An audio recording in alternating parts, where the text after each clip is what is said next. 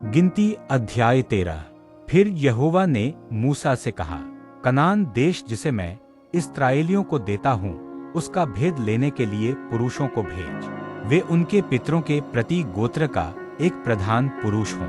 यहोवा से यह आज्ञा पाकर मूसा ने ऐसे पुरुषों को पारान जंगल से भेज दिया, जो सब के सब इस्राएलियों के प्रधान थे।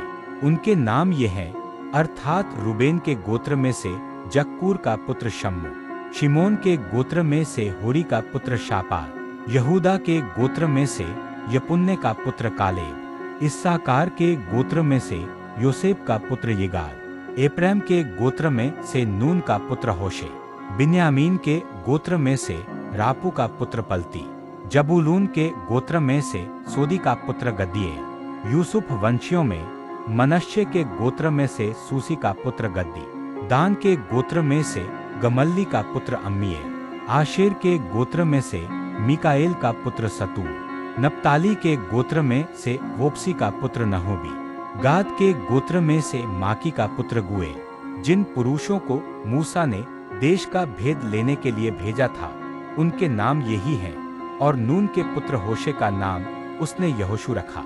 उनको कनान देश के भेद लेने को भेजते समय मूसा ने कहा, इधर से अर्थात दक्षिण देश होकर जाओ और पहाड़ी देश में जाकर उस देश को देख लो कि कैसा है, और उसमें बसे हुए लोगों को भी देखो कि वे बलवान हैं वा निर्बल, थोड़े हैं वा बहुत, और जिस देश में वे बसे हुए हैं सो कैसा है, अच्छा वा बुरा, और वे कैसी कैसी बस्तियों में बसे हुए हैं, और तंबुओं में रहते हैं वा गढ़ वा किलों में रहते हैं, और वह देश कैसा है, उपजाऊ है वा बंजर है, और उसमें वृक्ष हैं वा नहीं, और तुम हियाव बांधे चलो, और उस देश की उपज में से कुछ लेते भी आना।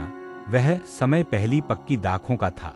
सो वे चल दिए और सीन नाम जंगल से ले रहोब तक, जो हमात के मार्ग में है, सारे देश को देखभाल कर उसका भेद लिया। सो वे दक्षिण देश होकर चले और हेब्रोन तक गए। वहां एहीमन, शेशे और तलमे नाम अनाकवंशी रहते थे। हेब्रोन तो मिस्र के सोन से 7 वर्ष पहले बसाया गया था।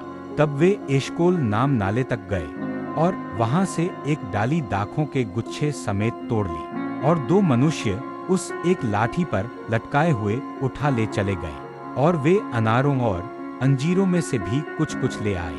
इस्राएली वहां से जो दाखों का गुच्छा तोड़ ले आए थे, इस कारण उस स्थान का नाम एशकोल नाला रखा गया। 40 दिन के बाद वे उस देश का भेद लेकर लौट आए, और पारान जंगल के कादेश नाम स्थान में मूसा और हारून और इस्राएलियों की सारी मंडली के पास पहुँचे, और उनको और सारी मंडली को संदेशा दिया, और उस देश के फल उनको दिखाए। उन्होंने मूसा से यह कहकर वर्णन किया कि जिस देश में तूने हमको भेजा था उसमें हम गए। उसमें सचमुच दूध और मधु की धाराएं बहती हैं, और उसकी उपज में से यही है। परंतु उस देश के निवासी बलवान हैं, और उसके नगर गढ़ वाले हैं और बहुत बड़े हैं। और फिर हमने वहाँ अनाकवंशियों को भी देखा।